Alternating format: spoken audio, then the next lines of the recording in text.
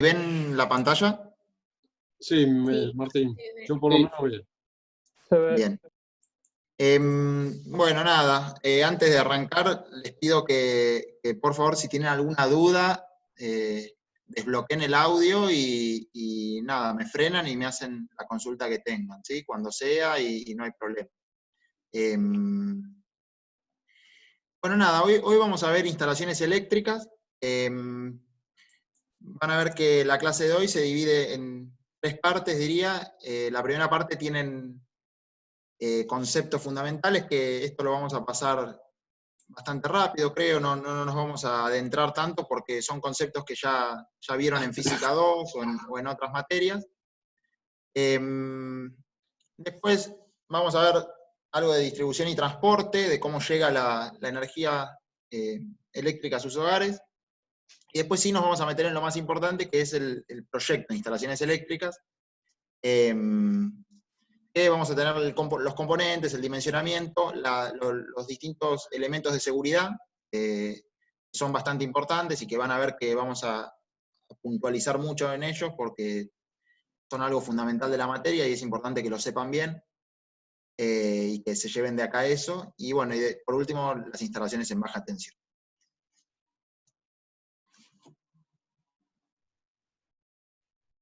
Bueno, para arrancar, las definiciones básicas, saben que un cuerpo tiene carga eléctrica cuando tiene un exceso de efecto de electrones, y entonces cuando hay un pasaje de electrones de un lado al otro, nosotros estamos teniendo una corriente eléctrica. Entonces, definimos energía eléctrica como la capacidad de un dispositivo de hacer un trabajo. Si pasamos a la otra definición, que es la diferencia de potencial, podemos decir que es la diferencia entre la cantidad de electrones que yo tengo de un lado y del otro, digamos, para hacerlo gráfico, ¿no? Para que se lo idealicen, digamos. Por convención siempre definimos que la Tierra tiene potencial nulo, y siempre definimos la tensión de una línea respecto a otro punto de la red o a otro punto de esta. Ahora vamos a ver bien esto, pero no quiero enroscarme en estas cosas que ya vieron también en Física 2. Bueno, acá está la famosa ley de Ohm, que les dice que la intensidad de corriente es igual a la diferencia de potencial sobre la resistencia. Acá arriba pueden ver un circuito clásico, que sirve para entender un poco a qué hace referencia esta ecuación. Y bueno, después definimos como resistencia eléctrica la resistividad del material por la longitud de este conductor que nosotros tengamos sobre la sección del conductor. Entonces, todo esto vamos a ver que nos va a permitir ir viendo y después, o sea, es necesario ver esto para después poder aplicarlo en las cosas que nos van a interesar, sí, propiamente en esta materia. Pero todo esto ustedes ya lo saben y no es nada nuevo y no hace tanto a lo que es, digamos, instalaciones de edificios, instalaciones en obras civiles, que es la materia que estamos ahora.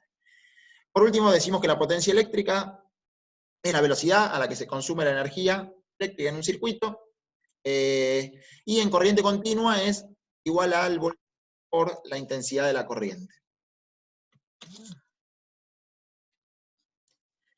Bien. Nosotros acá podemos ver un esquema de la corriente trifásica. Saben que existe la corriente monofásica, pero también tenemos corriente trifásica. Y acá ya nos empezamos a meter en palabras o términos que quizás algunos escucharon, otros no escucharon, y me parece importante parar y dejar en claro algunas cosas. Cuando nosotros hablamos de corriente trifásica, ¿a qué nos referimos? La corriente trifásica se compone, valga la redundancia, de 3 fases, que son S, T y R. Cada una de estas fases, si yo conecto cualquier artefacto o conecto cualquier cosa entre esta fase y el neutro, la diferencia que voy a tener son 220 voltios. En cambio, si yo conecto una fase con otra fase, la diferencia que voy a tener son 380 voltios. Ustedes me dirán, ¿para qué usamos la corriente trifásica? ¿Por qué no usamos corriente monofásica? Bueno, por empezar, por empezar, nosotros tenemos ciertos motores necesitan corriente trifásica para funcionar. Y ustedes saben que, y acá nos metemos en otra definición, hay corriente continua y corriente alterna. Entonces, nosotros en las redes que usamos habitualmente, usamos corriente alterna. ¿Cuál es la explicación? O sea, ¿por qué se usa la corriente alterna? Básicamente porque es más fácil transformarla. Ya vamos a ver en la filmina siguiente o en la otra que es más fácil transportar la corriente en alta tensión. Y es conveniente hacerlo así. Entonces, si nosotros estamos trabajando en corriente alterna, para nosotros es mucho mejor transformar, es mucho más fácil transformar la corriente, es decir, pasar de diferencias de potencial, no sé, de alta tensión, pasar a media tensión y luego a baja tensión para llegar a los hogares. Eso en continua se hace mucho más complicado. O sea, nosotros usamos corriente alterna para que sea más fácil lo que sería la conexión de la distribución urbana, que es a alta tensión, a lo que sería, por ejemplo, como haciendo una analogía con el agua, como para facilitar la conexión entre lo que está en la calle y lo que está en nuestra casa. Carlos, sos Carlos, ¿no? Gardo es el nombre. Mi primer nombre es Gardo, Gardo. perdóname. Sí, déjame avanzar a la próxima, y si no te respondí, o si no te queda claro algo que voy a decir, creo que es una respuesta a tu pregunta, me frenás y lo vemos. ¿Vale? Dale. Sí. Bien. ¿Qué tiene la corriente alterna? Como el nombre lo indica, la corriente alterna son ciclos, o sea, está compuesta por ciclos, mientras que la continua es continua, como el nombre lo indica. Entonces, en ciertos motores, si yo usara corriente alterna, esto produciría fatiga. ¿Por qué? Porque cuando la corriente pasa por el punto cero, el motor dejaría de ejercer, digamos, su fuerza. Y cuando vuelve a tener el pico, tiene picos y lugares que son cero. Entonces, en esos puntos, el motor, digamos, estaría exigido al máximo, cero, exigido al máximo, cero. Y como saben, eso genera fatiga. Entonces, es por eso que muchos motores funcionan con corriente trifásica. De esta manera, siempre o sea, siempre cuando ustedes conectan una fase con la otra, siempre tienen una fase que está, digamos, en un punto que no es cero. Y acá abajo, ustedes pueden ver que entra el concepto de potencia eléctrica. Fíjense que acá tenemos graficada la corriente, la potencia y la tensión. ¿Qué pasa? En corriente alterna aparece algo que se llama coseno phi. ¿Alguno escuchó hablar alguna vez del coseno phi?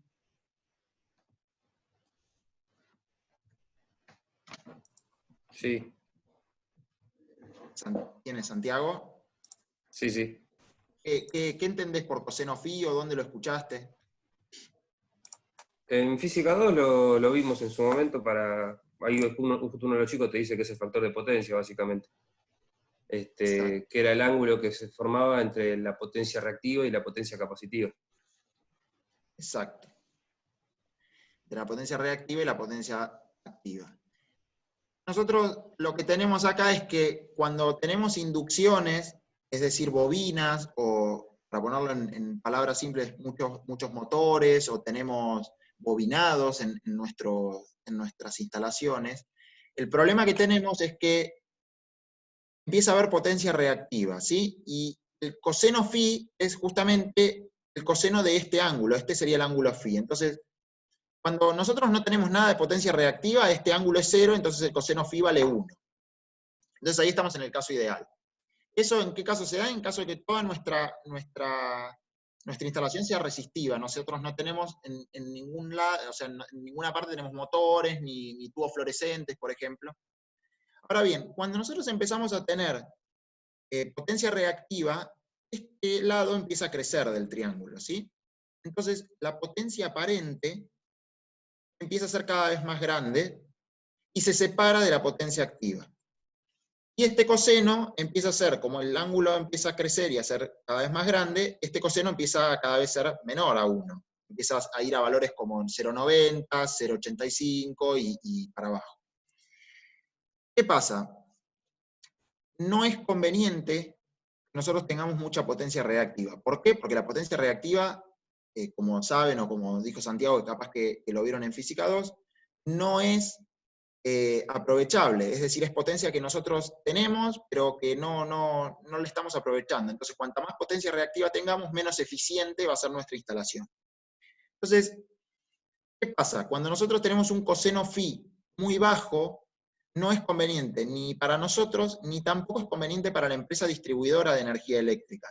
Porque la empresa distribuidora va a tener que abastecer una determinada potencia, suministrar una determinada potencia que va a ser la aparente, y mucha de esa potencia, que va a implicar, no sé, secciones más gruesas de los cables o instalaciones mayores, no se va a aprovechar. Entonces, ¿qué hacen las empresas? ¿Qué hacen las compañías? Nos obligan a que mantengamos el coseno phi por arriba de 0,85. ¿Cómo lo hacen? O sea, ¿por qué nos obligan? ¿Qué es lo que nos impide? Básicamente lo que hacen es, si tenemos que el coseno phi baja de 0,85, eso se lee en el medidor, eso lo ven ellos en el medidor. ¿Y qué hacen? Cuando nosotros detectan un coseno phi menor a 0,85, que indica que no estamos siendo eficientes en el uso de nuestra energía, lo que hacen ellos es, nos notifican, y nos dejan, esto es el caso de Edenor, por ejemplo, Edenor hace esto, notifica y deja pasar 60 días para corregir esto. Si aún así no se corrige, nosotros nos ponen una multa que es del 1,5% por cada centésimo. Entonces, de esta manera, nos obligan, o sea, termina siendo totalmente incosteable la multa y nos hace que siempre estemos por arriba del 0,85. ¿Cómo hacemos si tenemos muchas bobinas, muchos motores, para volver, digamos, a subir el coseno phi? Se hace poniendo capacitores. Ya van a ver, o no sé si van a ver este cuatrimestre, pero bueno, el otro, o en algún momento que tengan oportunidad de ir a la visita, van a ver que en el edificio, en la Torre Madero, que es donde nosotros vamos, en el subsuelo tienen una batería de capacitores, que es la que compensa a todas las inducciones que tienen, a todas las bobinas que tienen en el edificio, ya sea de motores, ya sea por los ascensores o lo que sea. Entonces, de esta manera se mantiene el coseno phi en valores cercanos a 1.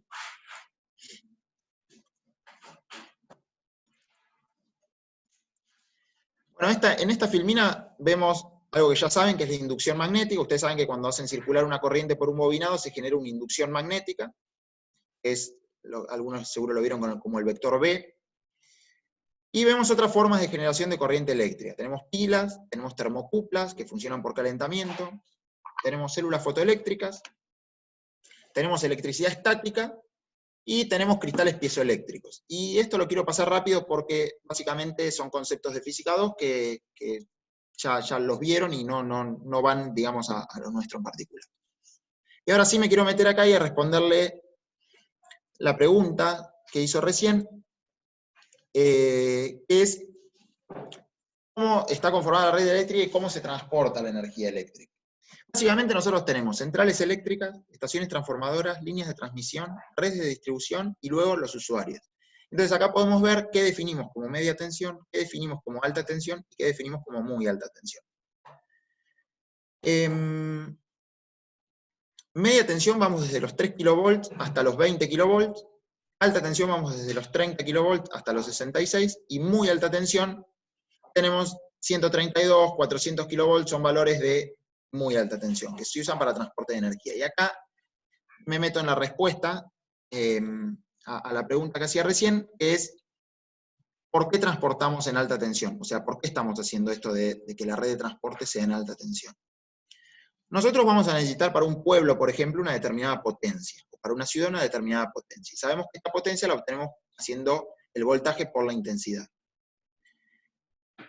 Por un lado, yo sé que por el efecto Joule, que esto es como la analogía de, imagínense que tienen que transportar agua por un caño, cuanto más baja sea la velocidad del agua por el caño, menos van a ser las pérdidas con los bordes. Bueno, el efecto Joule dice eso, o sea, cuanto más rápido circulan los electrones, más pérdidas yo tengo por los choques entre ellos.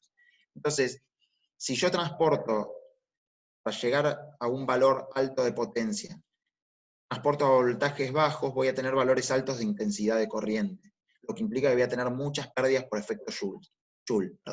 Y ese es uno de los motivos por los cuales se transporta la corriente en alta tensión, o es conveniente transportarla en alta tensión. Por otro lado, otra de las cosas por las que es conveniente es Fíjense, ¿se acuerdan de esta ecuación que vimos recién? Que es la resistividad sobre la longitud del conductor sobre la sección del conductor. Entonces, se busca que S, que es la sección del conductor, sea baja, porque si yo tengo que S tiene que ser muy grande, yo voy a tener que poner secciones muy grandes de conductores. Y eso no solo va a ser un costo en cuanto al costo del material que yo voy a tener que poner, sino también a las estructuras. Vieron seguramente las estructuras de alta tensión. Yo voy a tener que poner estructuras monstruosas que soporten el peso de los cables. Entonces, como yo estoy bajando la intensidad de corriente y subiendo el voltaje, yo también puedo subir R. Y si puedo subir R, puedo bajar S. ¿Se ve? ¿Quedó respondida la pregunta de recién? Sí, ¿puedes repetir lo último? Vos querés alcanzar una potencia para tu pueblo, ¿no? Sí. Y sabés que a baja intensidad, I es intensidad, ¿no? Sí, la intensidad de la corriente. A baja intensidad de corriente es como que el agua va despacito, entonces tenés mucha pérdida. ¿Cómo? Perdóname. A baja intensidad de corriente, el agua va despacio y tenés poca pérdida, o mucha pérdida. Yo, cuanto menos intensidad de corriente tenga, menos choque de los electrones voy a tener y menos pérdidas por efecto Joule voy a tener. Entonces, querés bajar I, pero mantener P, entonces vas a subir el voltaje. Exacto. Por eso es alta tensión. Y después lo otro que habías dicho es, para mantener el I más o menos constante, o no, vos querés bajar I, subís B, entonces te permite bajar la resistencia. No. Yo, si bajo I, puedo subir B y también puedo aumentar la resistencia, ¿se entiende? O sea, si yo aumento la resistencia, estoy bajando I, ¿se ve? Porque está en el divisor. ¿Hasta ahí estamos? Sí. Entonces, si yo aumento la resistencia, puedo bajar la sección. ¿Se ve? Porque estoy dividiendo por un número más chico. ¿Me seguís? Dame un segundo, que lo escribo. Sí, dale. Bueno. Perdón, Martín, Sí, viste que la potencia es igual a B cuadrado por R. sí, Vos al aumentar la tensión, que va a quedarte al cuadrado, y si vos considerás que ρ es la resistividad del conductor, al aumentar el voltaje al cuadrado te permite aumentar la potencia o mantener la potencia constante, el voltaje lo aumentaste, entonces con lo cual la sección te disminuye. Entonces de ahí sale la ecuación esa. sí, ¿Está bien? sí, sí.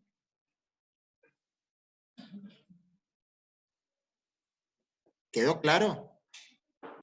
Sí, después lo voy a volver a leer, así me queda más claro todavía, pero como que se entiende. Dale.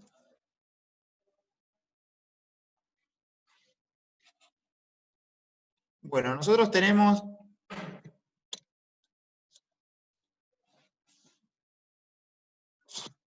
tres formas o varias formas de transportar en lugares poblados, digamos, en ciudades, la energía eléctrica. Tenemos, por ejemplo, las redes de baja tensión, que pueden ser aéreas, y que estas se recomiendan para zonas poco pobladas, y que se colocan postes de hormigón o postes de madera, y que los conductores pueden estar protegidos o desnudos. ¿Vieron alguna vez esto? ¿Vieron en los pueblos o en ciudades más chicas que pasan los cables por arriba de las casas y las casas se conectan ahí y de ahí bajan al medidor? ¿Eso lo vieron alguna vez? Sí. Sí, sí. Bien. Bueno, yo ahora quiero mostrarles un video que es de mi pueblo y que pasó en la puerta de mi casa allá en el pueblo, que fue una de las desventajas, y que se puede ver una de las desventajas de transportar a través de red aérea. Ahí están viendo, ¿no? La pantalla. El cable se cortó y empezó a descargar a tierra. Obviamente, si cualquier persona queda en el medio, la corriente pasa por su cuerpo. Acá pueden ver otras fotos. Así son los cableados por red aérea. Obviamente hay más cosas que solo la red eléctrica, también tienen comunicaciones como fibra o coaxil. Y volvemos. Bien, eso para que vean algo que puede pasar y una desventaja de tener red aérea. Después pueden tener media tensión, que tienen conductores con red aérea, conductores suspendidos entre columnas con aisladores. Y lo más común en ciudades grandes son instalaciones subterráneas, es decir, como llega acá en la ciudad de Buenos Aires, instalaciones a través de canalizaciones subterráneas. En baja tensión se utilizan, bueno, en zonas densamente pobladas y los conductores tienen que estar protegidos. En media tensión, los cables siempre van con una protección antes. No sé si recuerdan, no sé si ustedes estaban en la facultad cuando una tunelera de Telmex cortó un cable de media tensión ahí cerca de la facultad y dejó a la facultad sin luz, creo que por una semana o por bastante tiempo. No sé si eran alumnos en ese momento, yo sí era alumno. Y bueno, fue un problema. O sea, cuando nosotros nos encontramos con una instalación de media tensión, en general, siempre que uno va a hacer un pozo o que va a trabajar en calle, siempre tiene que pedir licencias que tiene. Pero lo que pasa en general es que los planos de interferencias de la ciudad son bastante malos y uno cuando hace el pozo realmente se encuentra con lo que hay abajo. Por eso es que muchas veces se protegen los cables de media tensión para que cuando una retro o algo le pega, siempre le pegue primero una malla de protección y luego llegue al cable.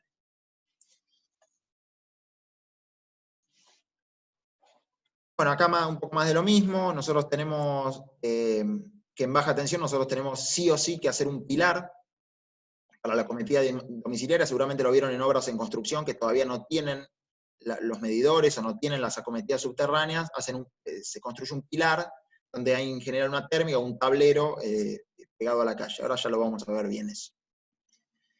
En media tensión tenemos edificios de grandes demandas. Van a ver que en la Torre Madero, por ejemplo, que van a visitar en algún momento, llega a media tensión y tiene una estación transformadora dentro del edificio. ¿Y por qué hacen eso? Porque es más barato. Edesur, en ese caso, les cobra más barato por suministrarles la tensión en media tensión que en baja tensión. Entonces es más favorable, es conveniente para ellos económicamente poner una planta transformadora adentro y trabajar con la batería de transformadores. Bien, ¿hasta acá tienen alguna duda? ¿Algo que no haya quedado claro? O que, No, una tontería. En el ejemplo de Torre Madero que dijiste recién, que ellos tienen su transformador propio, me imagino que eso es porque hicieron un análisis de costos y les conviene comprar el transformador por el tamaño del edificio, ¿verdad? Sí. No es que a cualquier persona le conviene tener el transformador. No, y además es por una cuestión de consumo. O sea, por el consumo que tiene la Torre Madero o cualquier torre así, se justifica poner, o sea, que le llegue en media tensión y ellos transformarlo, es lo que estás diciendo. O sea, hacen una relación costo-beneficio. Gracias. No, por favor. ¿Alguna duda más? Ahora ya nos vamos a meter en lo que es proyecto de instalaciones eléctricas, que sí es lo que, digamos, a lo que apuntamos y lo que es propio de esta materia y me interesa que quede bien claro. Todo lo anterior y hasta acá son conceptos que ya han visto en otras materias o que era solo para refrescarlo o recordar un poco. Bueno, nosotros podemos definir distintas partes dentro de la instalación eléctrica de un edificio, por ejemplo. Por un lado tenemos la línea de alimentación, que vamos a tener la caja de toma, el circuito de alimentación, los medidores y el tablero principal. Voy a pasar rápido esto porque después lo vamos a ver bien en detalle cada uno. Luego después tenemos la línea seccional y por último tenemos las líneas terminales dentro de las unidades de vivienda. Acá tenemos un esquema en el cual se puede ver cómo se divide esto. Y lo más importante acá, o una de las cosas más importantes, es que sepan que hasta el medidor es responsabilidad de la compañía que les suministra energía. Y desde el medidor para adentro es responsabilidad de cada uno, digamos, del propietario. En el caso de ser un edificio, será de cada uno de los propietarios. Y esto sirve para viviendas particulares, porque en el caso de un edificio van a ver que muchas veces tenemos un tablero principal que es previo a los medidores. Bien. Bueno, acá la verdad voy a pasar rápido esto, da definiciones, todos saben que el medidor es un aparato que registra el consumo de energía, saben que los medidores viejos eran analógicos y giraban, mientras que los aparatos más actuales son electrónicos, y aparecen, si uno los ve, tienen un LED testigo que les marca que está pasando la corriente. Los viejos giraban, una ruedita giraba, y bueno, en la pantalla visora van apareciendo distintos valores, ¿no? Hacemos esto. Bueno, entonces vamos a dividir en 3 partes esto del proyecto de instalaciones eléctricas. Por un lado vamos a tener las líneas, los tableros y los circuitos. Por el otro lado vamos a tener los conductores, es decir, por dónde van a ir las canalizaciones, por dónde van a ir los cables. Y por último vamos a meternos con el dimensionamiento. Bueno, acá podemos ver un tablero que seguramente más de uno vio, que se aloja en general en los edificios, se aloja o en el sótano o en los lugares, digamos, donde están los servicios. Básicamente, ¿qué tenemos acá?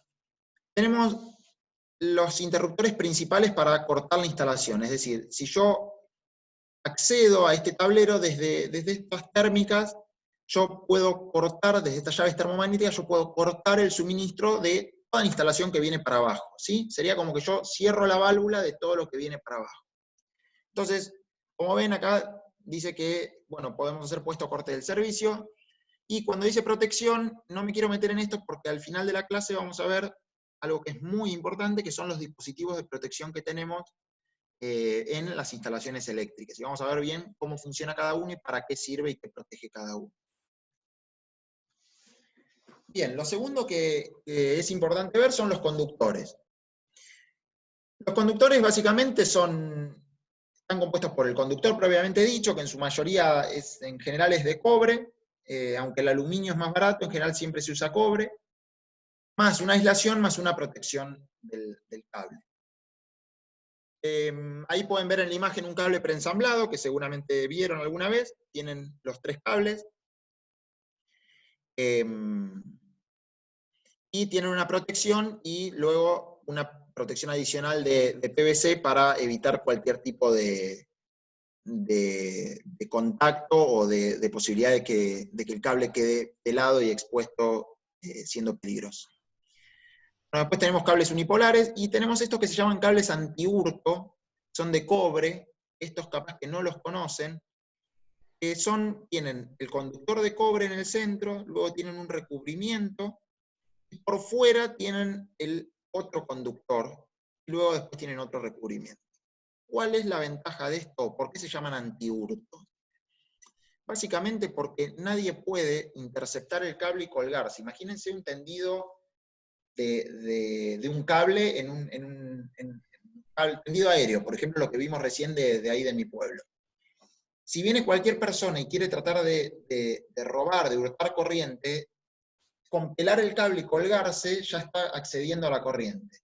En cambio, si nosotros tenemos cables anti-hurto, si la persona pela el cable y trata de colgarse, no puede hacerlo, porque va a estar generando un cortocircuito, ¿se entiende? O sea, nunca va a poder acceder a ese cable o colgarse de la energía, por llamarlo de un modo así vulgar, pelando el cable. Bueno, la aislación, como dijimos, es de un material plástico, o puede ser también polietileno reticulado. Bien, pasemos a las cañerías. Las cañerías tenemos 2 tipos. Pueden ser cañerías embutidas, que son las que van por dentro de la pared, o bien pueden ser cañerías a la vista. ¿Qué ventajas y desventajas tiene cada una?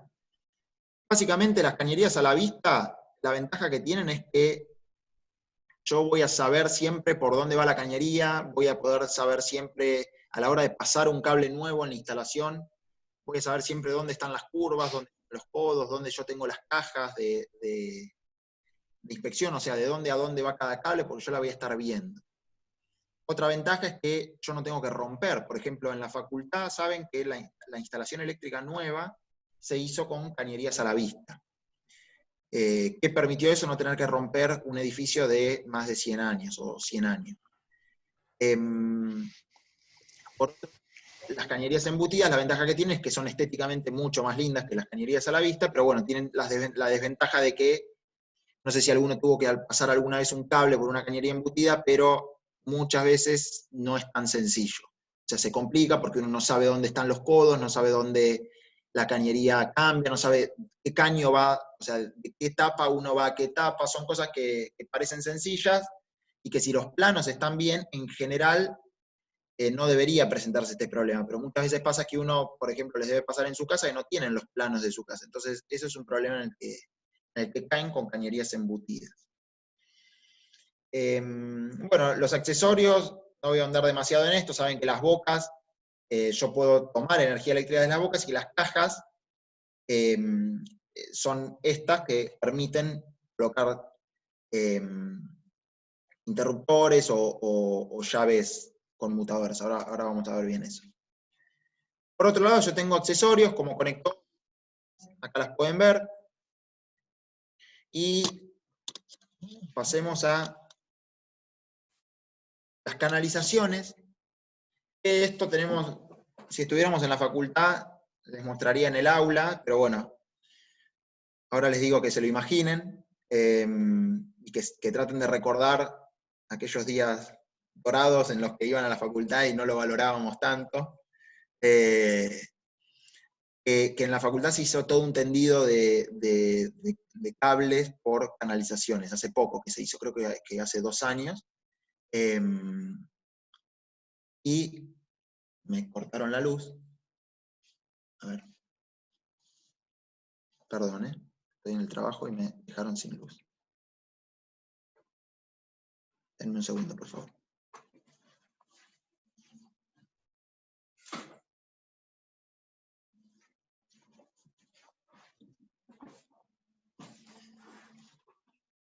Perdón.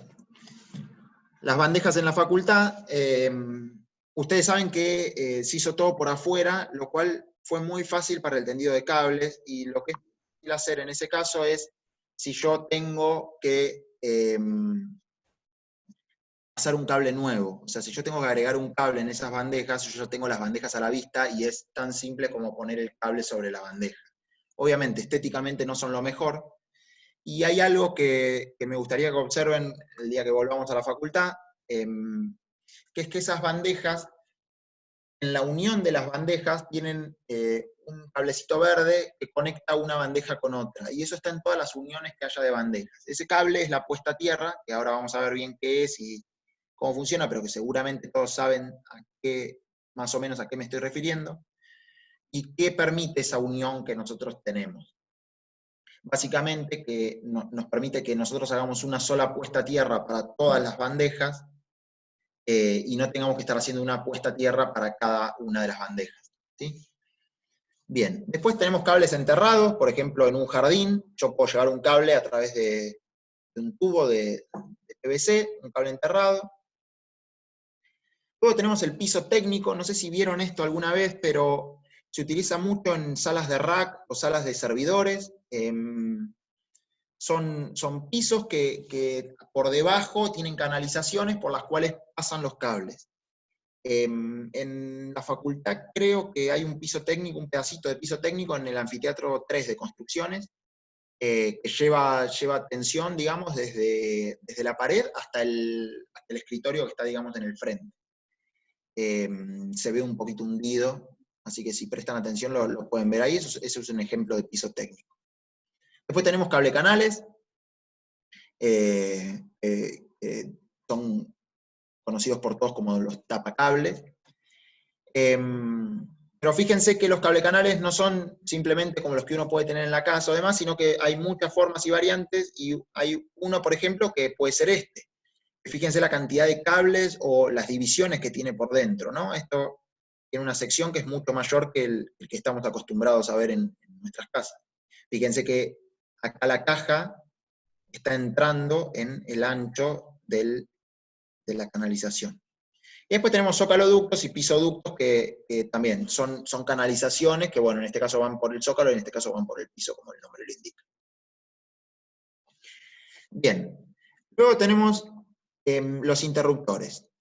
Básicamente acá no hay nada, digamos, demasiado nuevo, salvo los interruptores, bueno, unipolares son las típicas llaves que uno prende y apaga la luz. Los de combinación, que quizás no todos están familiarizados o no todos vieron, para mí, digamos, yo no los conozco hace tanto tiempo, son aquellos que te permiten, por ejemplo, esas habitaciones que uno puede entrar desde dos lugares, o un living que uno puede entrar, o desde las habitaciones, por ejemplo, desde la entrada de la casa, y uno prende de un lado y apaga del otro lado.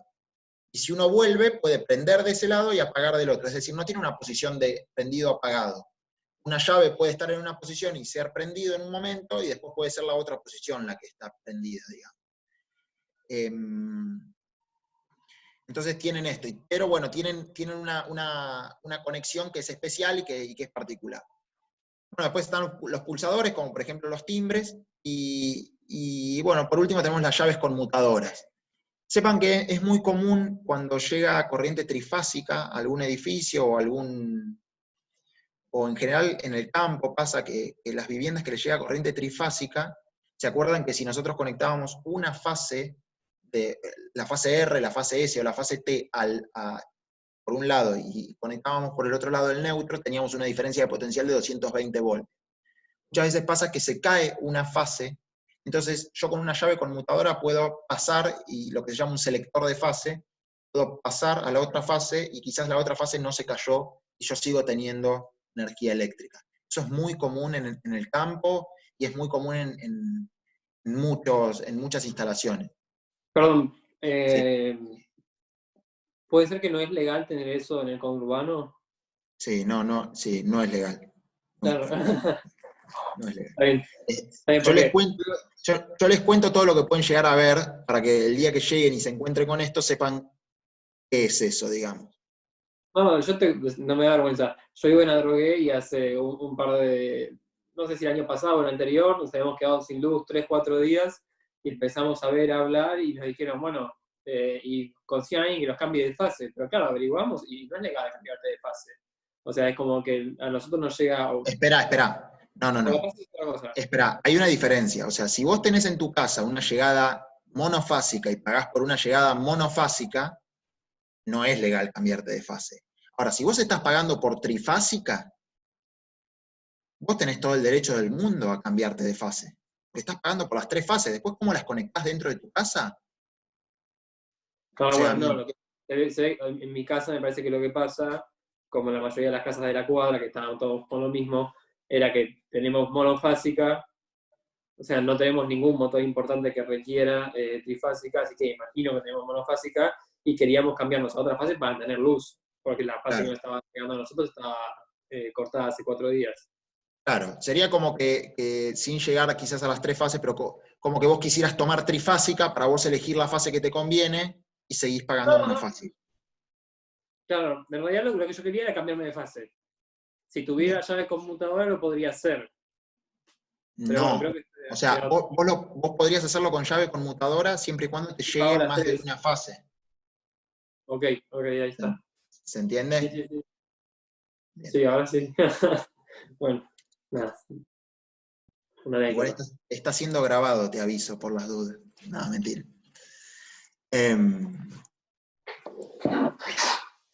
Que vengan, que vean que al final no pudimos hacer nada. Que tuvimos que esperar. Bueno. Bien. Medidores, y esto es importante. Los medidores siempre se ubican en lugares que sean secos. Esto va, digamos, es lógica pura. No vamos a instalar un medidor en un jardín, o sea, sin protección y sin nada. Tienen que tener fácil acceso, tienen que estar en áreas comunes, en el caso de los edificios. Y las puertas de acceso a los medidores tienen que ser resistentes al fuego, de doble contacto y de apertura hacia afuera. ¿Por qué? Porque si cualquier persona está leyendo o trabajando en los medidores y ocurre un desperfecto, un incendio o cualquier cosa que pueda ocurrir en la sala de medidores, la persona tiene que poder salir rápidamente. Y debe haber en un edificio, por ejemplo, un medidor por cada unidad locataria. No puedo yo tener un medidor para 2 viviendas. Bien, ahora entremos en el dimensionamiento, que es la última parte de esta parte de la presentación. Voy a tener un dimensionamiento de los conductores en función del calentamiento admisible de los conductores, en función de la caída de tensión, en función de la verificación térmica por sobrecargas y en función de la verificación por cortocircuito. Eso me va a permitir a mí decir, bueno, yo necesito un conductor de tanta sección. Y después vamos a ver que por otra parte vamos a calcular el diámetro de las cañerías que necesitamos para pasar la cantidad de cables que sea necesario.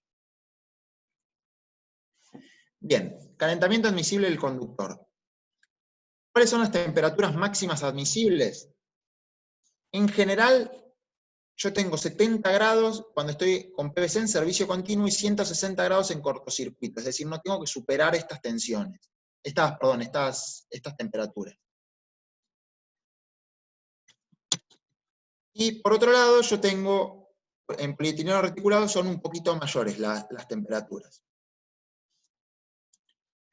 Y si ven en la tabla de la derecha, yo tengo las distintas secciones de los conductores, que es como uno pide el cable, digamos, en la ferretería o donde sea, uno pide un cable de 1 milímetro, de 1,5, se mide en sección de milímetros cuadrados,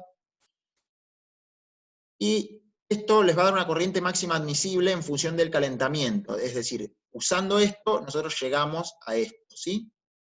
Entonces fíjense que, por ejemplo, un cable de 2,5 les permite transportar o les permite usar un máximo de, o que circule un máximo de 18 amperes. Por otro lado, según la caída de tensión, nosotros nos vamos a meter con que la sección tiene que ser igual al gradiente de caída, que se va a definir como, según yo tengo un sistema monofásico o un sistema trifásico, y según yo tenga qué material tenga de la sección, yo tengo estos valores que voy a tener que meter en esta fórmula, por la intensidad de la corriente que yo tenga, por la longitud del conductor, sobre la diferencia, o sea, la diferencia potencial que yo tenga. En el caso nuestro sería 220 volts, en el caso de corriente monofásica, ¿no? Digamos, de no estar en alta tensión, de no estar en 380, por ejemplo. No en alta tensión, sino en trifásica. Bien, y después yo voy a tener 2 verificaciones. Verificación térmica por sobrecargas y verificación por cortocircuito. Entonces, fíjense esto. La primera verificación, ¿qué dice? Que la intensidad de proyecto tiene que ser menor o igual a la intensidad de corriente nominal, y esta tiene que ser menor o igual a la intensidad, a la corriente máxima admisible por calentamiento. Entonces, yo cumpliendo esto, voy a verificar la primera, digamos, de las verificaciones. Por otro lado, voy a tener que verificar por cortocircuito. Entonces, yo voy a tener, la sección tiene que ser mayor o igual a la intensidad de corriente presunta de cortocircuito, que yo la voy a determinar en función al reglamento del Instituto Argentino Electrotécnico, de la Electrotecnia Argentina, y va a ser por la raíz de la duración del cortocircuito sobre el K, que es el coeficiente característico del conductor, que lo voy a sacar de esta tabla. Entonces, yo me voy a meter en ese reglamento, van a ver que ahora vamos a ver después el trabajo práctico, ustedes lo tienen resuelto. Lo que van a tener que hacer es leer la memoria, y bueno, en el caso de un grupo lo va a tener que exponer, que bueno, le tocó a mi grupo, y nada, y van a ver que estas verificaciones las hace al final, y de esa manera permite obtener, o sea, pueden obtener las secciones de los cables cumpliendo estas verificaciones, ¿no? Y después pasamos al cálculo de las cañerías, que fíjense, acá tenemos la cantidad de conductores que podemos llevar por cañería. Entonces nosotros decimos, bueno, ¿qué sección del conductor tengo? Digo, bueno, tengo cables de 250 milímetros cuadrados.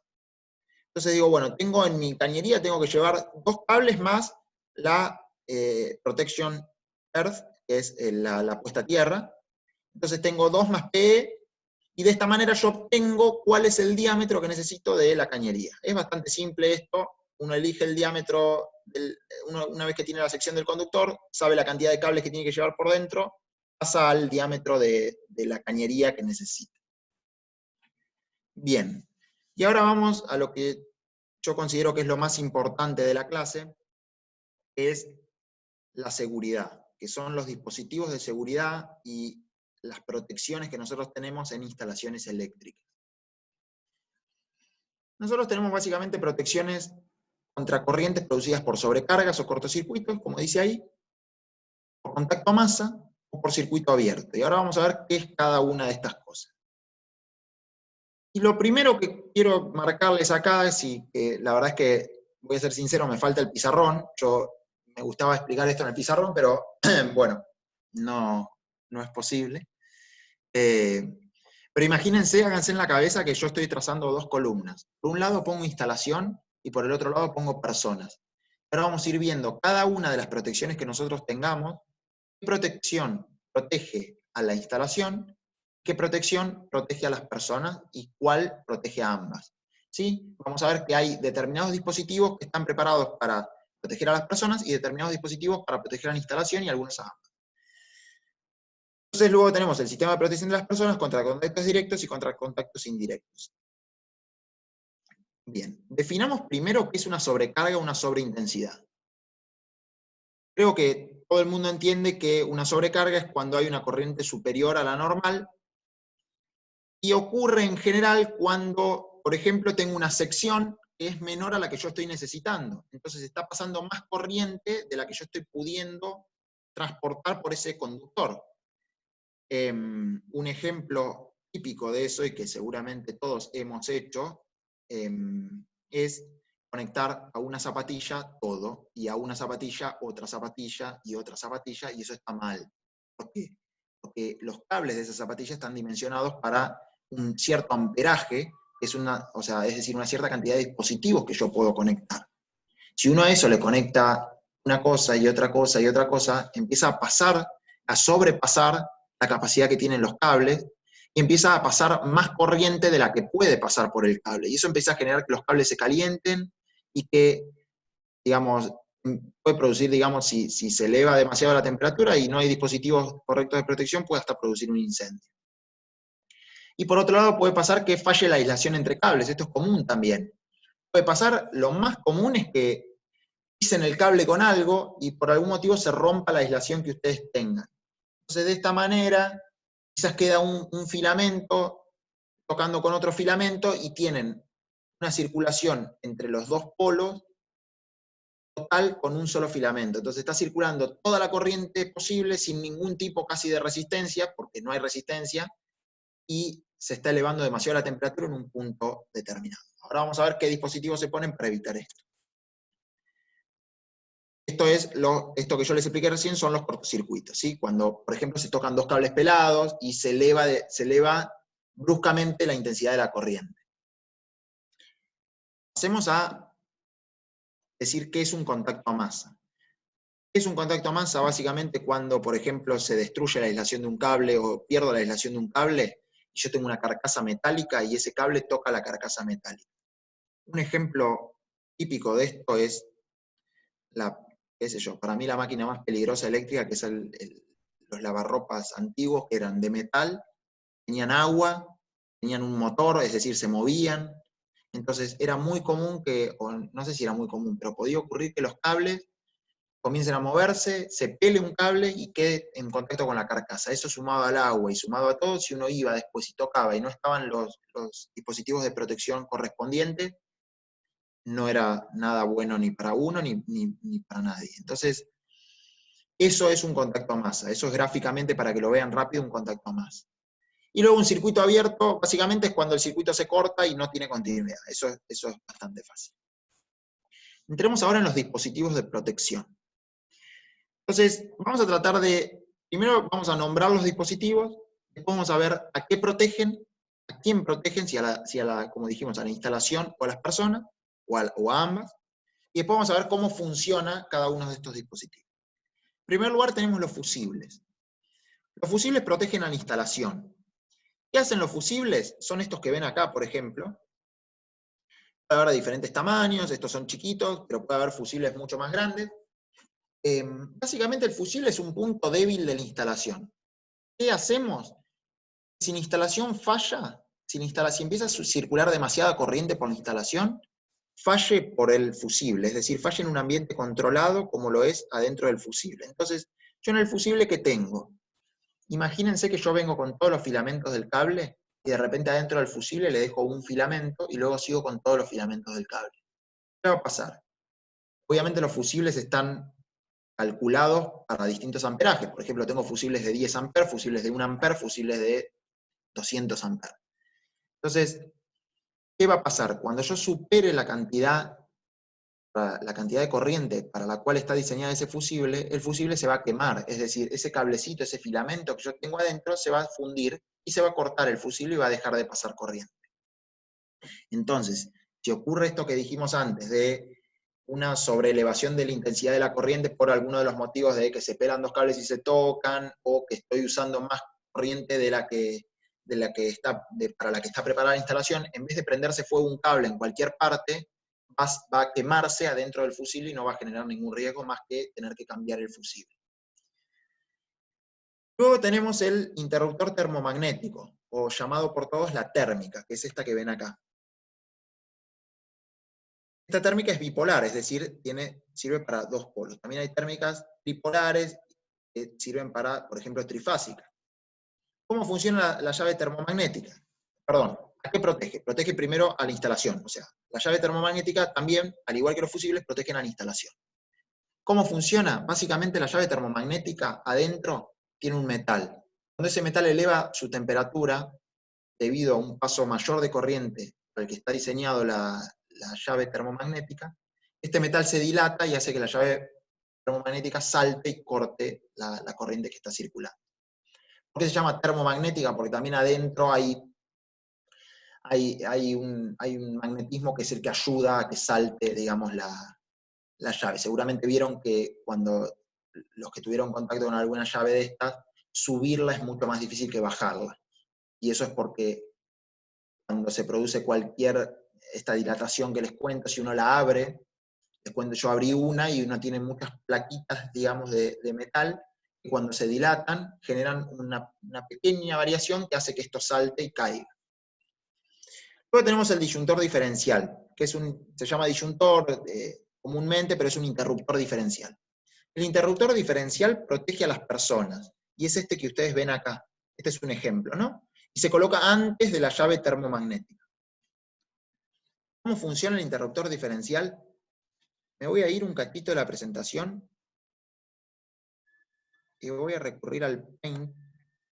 Sé que esto no es lo más profesional del mundo, pero creo que va a ser lo más didáctico, ya que no hay un pizarrón. Imagínense que yo acá tengo el ingreso de mi línea, ¿no?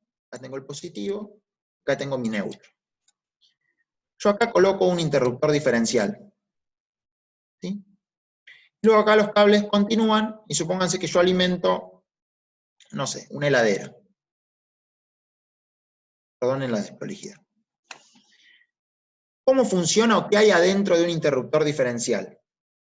Yo tengo dos bobinados, ¿sí? Tengo un bobinado acá, y tengo otro bobinado acá. Entonces, ¿qué pasa? Si toda mi instalación está correcta y todo está funcionando correctamente, la corriente que entra es la misma corriente que sale, porque yo no tengo ninguna fuga, es decir, la corriente que el artefacto está usando es la misma corriente que sale, solo circula por el motor o por lo que sea. Entonces, como vimos en Física 2, esto genera la inducción. En este caso se va a generar un vector B hacia abajo, y en este caso se va a generar un vector B hacia arriba. Y estos vectores se van a compensar. Y la suma de estos vectores, estos bobinados, yo los separé, pero en la realidad están superpuestos. Estos dos vectores se van a compensar y yo voy a tener un vector nulo, porque la corriente que está entrando es igual a la corriente que está saliendo. Ahora imagínense que yo vengo, perdonen de nuevo la desprolijidad y lo poco profesional, pero me parece que es lo más didáctico hacerlo así. Imagínense que este cable está pelado y viene alguien y toca, acá, ¿sí? ¿Qué va a pasar? Ahora, parte de la corriente que viene se va a ir por esta persona, o sea, se va a ir por acá. Entonces, yo voy a tener que la corriente está entrando por acá, parte se está yendo por acá y parte está yendo para el artefacto. Y luego, la corriente que está volviendo por acá no es la misma que está volviendo por acá. Esto genera que la corriente que está saliendo no sea igual a la corriente que está entrando. Y esto genera una diferencia de potencial, lo que hace que, hace una diferencia en campo magnético, lo que hace que el disyuntor salte. ¿Sí? Es una chapita que salta porque ahora está siendo forzado a un... Sí, es lo mismo, Carla, que un cortacorriente. Hay una diferencia acá del campo magnético y yo entonces estoy teniendo una diferencia en este caso. Ahora bien, ¿hasta acá se entendió esto? ¿Queda claro? Sí. Bien. Sí. Bien, buenísimo. Ahora, miren esto. ¿Qué pasa? Y me voy a ir, voy a avanzar un poquito más acá en el Paint, porque ya estamos acá y ahora después seguimos con la Filmina. ¿Qué pasa? Yo acá, para activar el cortacorriente, voy a tener que esperar que venga alguien y toque y la corriente empiece a fugarse por esta zona, ¿no? Ahora, si bien el cortacorriente corta y todo, a esta persona le va a dar una descarga de electricidad, le va a dar una patada, y no queremos llegar a eso, porque, primero, eso es desagradable, y segundo, si el cortacorriente falla por algún motivo, esta persona va a quedar electrocutada. Entonces, ¿qué es lo que actúa o qué es lo que uno tiene que colocar y que trabaja junto con el cortacorriente, como le dijeron ahí en el chat, como le dijo Carla, o con el disyuntor diferencial, ¿no? Lo que conocemos como puesta a tierra. Entonces, miren algo. Imagínense que yo tengo acá una puesta a tierra, ¿sí? Vamos a representarla, como es la representación, con las 3 rayitas. La puesta a tierra, básicamente, ¿qué es? Es una conexión que yo hago, que puede ser, en general es una jabalina, que está clavada, que si es el edificio, hay una jabalina y que va un cable verde y amarillo que se distribuye en todos los departamentos. Entonces, es mi tercer patita del enchufe, de mi toma, perdón. Si ven una particularidad, vayan al país que vayan, y sea el toma que sea, porque vieron que según el país que uno va, es un toma distinto y parece que nunca hay un toma igual según el lugar del mundo en el que uno va. Bueno, siempre fíjense que uno conecta y siempre la puesta a tierra es lo primero que conecta. Fíjense que acá, si ustedes agarran un toma de 3 patitas, que es el que está habilitado hoy en día, siempre la tercera patita es más larga que las otras 2. Entonces yo estoy siempre, la ventaja de eso es que yo cuando conecto, siempre estoy conectando primero la puesta a tierra y después los otros, después me estoy conectando a la línea.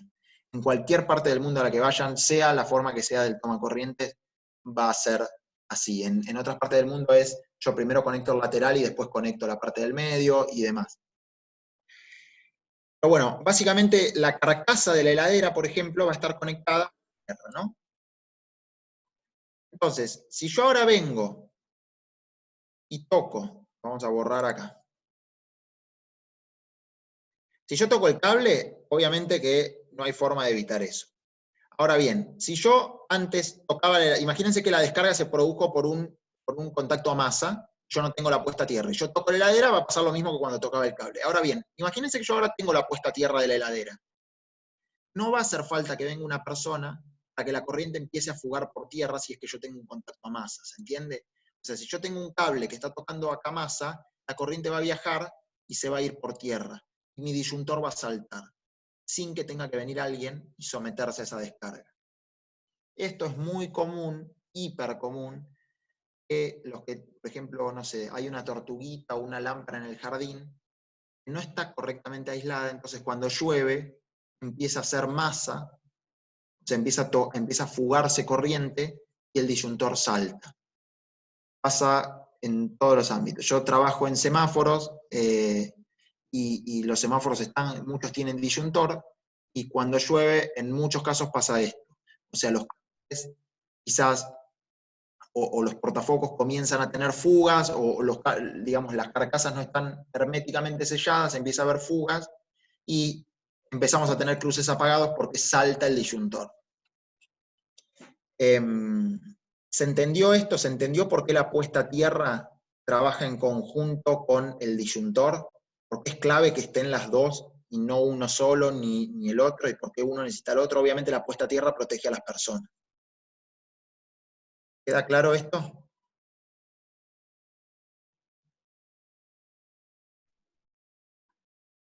Bien, bien. Juan me está preguntando, seguramente están leyendo, si la persona toca en simultáneo dos partes del cable, salta el disyuntor. Bien.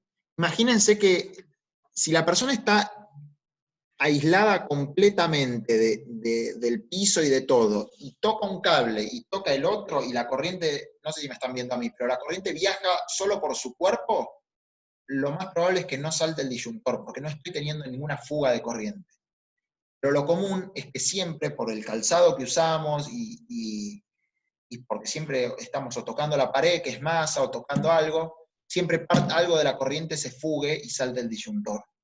Entonces, si la persona toca en simultáneo dos partes del cable, en teoría, si nos aferramos a la teoría, no debería saltar, pero como la persona está parada en tierra o tocando tierra, parte de la corriente va a fugar y es posible que salte. ¿Quedó respondido, Juan? Libera el micrófono si querés y respondeme. Sí, perfecto. Gracias. Dale, Jorge.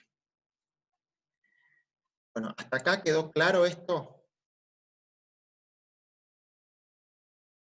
Sí, sí. Jorge. Sí. Bien, y ahora vamos a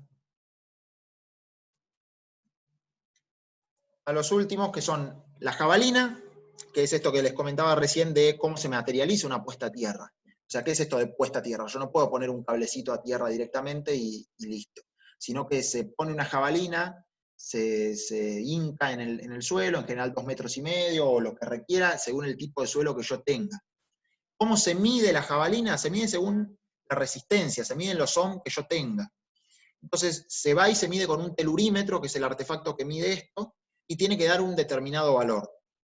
Volviendo a los semáforos, la resistencia, por ejemplo, exigida acá por pliego en los semáforos de Buenos Aires tiene que ser menor a 10, para que esté dentro de lo correcto. En muchos casos, por ejemplo, nosotros vamos y nos encontramos con que no hay, o con que tenemos valores de 15, por ejemplo. Y bueno, en ese caso, ¿qué se hace? Hay dos casos. O se puede bien clavar la jabalina más profundo o cambiar la jabalina, muchas veces se termina deteriorando la jabalina, o bien se mejora el suelo que está alrededor. Se pone un suelo, un suelo mejorado se llama, que es un suelo que sea más conductor, porque en ciertos lugares de la ciudad el suelo no es demasiado conductor. Bueno, luego tengo un grupo electrógeno, que es esto que ven acá. Acá ven uno de uso domiciliario, uno chiquito, y bueno, luego tenemos grupos electrógenos industriales o para todo un edificio o para hospitales. Saben que, por ejemplo, hay personas electrodependientes que no puede faltar nunca la atención, entonces yo tengo grupos electrógenos. Se activan y funcionan en general a gasoil y que permiten mantener el suministro, son de accionamiento en general automático y permiten mantener el suministro de un edificio o de un determinado lugar cuando se corta la energía. Y luego tengo los pararrayos. Los pararrayos, si les interesa, pueden googlear, hay 1000 variantes y hay muchos tipos. Acá vemos algunos. Este es el de Franklin, que es el más conocido. Pero es importante que los pararrayos estén ubicados en los puntos más elevados y en general bajo un cable de, en general, mucha sección. En la facultad lo pueden ver en el aula 2, creo que es, que baja, hay un pararrayos colocado arriba y baja el cable. Siempre en general baja separado de la estructura, baja con unas abrazaderas que lo separan de la estructura para que nunca, si cae un rayo, nunca entre en contacto con ninguna otra parte de la instalación eléctrica. Y muchas veces también no solo se conecta el pararrayos, sino que se hace una conexión independiente para las ventanas. En los edificios, en los rascacielos, las ventanas metálicas, en los rascacielos que tienen ventanas metálicas, muchas veces se hace conexiones independientes para cada una con una puesta a tierra.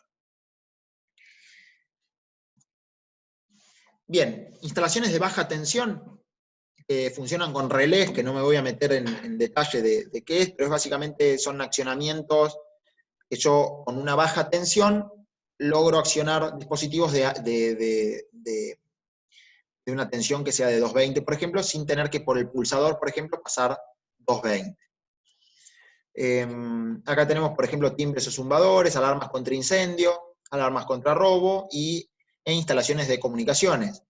Vieron los porteros eléctricos o bien los teléfonos, la línea de teléfono funciona con baja tensión. Si ustedes conectan un teléfono de línea, los teléfonos viejos, por ejemplo, uno levantaba y se prendía un LED y eso era por la tensión baja, la baja tensión de la línea. Bien, llegamos al final. Nosotros tenemos como bibliografía el libro de instalaciones eléctricas del ingeniero Sobrevila, las normas de la Asociación Electrotécnica Argentina, las normas IRAM y el Código de la Edificación. Ustedes van a ver que la simbología en instalaciones eléctricas es particular, la pueden ver en el plano que tienen subido al campus del trabajo práctico. Y tienen esa simbología, hay 1000 formas, la verdad es que acá casi no se ve nada, pero bueno, después en detalle si les interesa y si ven en el trabajo práctico pueden ver esto en detalle. Esta filmina no se ve casi nada, pero bueno, es para decirles que en el trabajo práctico ustedes van a tener una instalación de un edificio de 7 plantas, tienen tanto el plano como la memoria, tanto los que exponen como los que no, les recomiendo que lo lean, porque les da un poco de idea en la práctica de todo esto que les estuve contando, sobre todo en el dimensionamiento, sobre todo en tener idea de cómo se hacen los pasos del dimensionamiento, que recién los pasamos bastante rápido, pero que en el TP los tienen bien explicados. Bueno, ahí tienen todo calculado, pero bueno, no viene al caso que me ponga a explicar esto en detalle, porque ya lo va a hacer el grupo que le toque y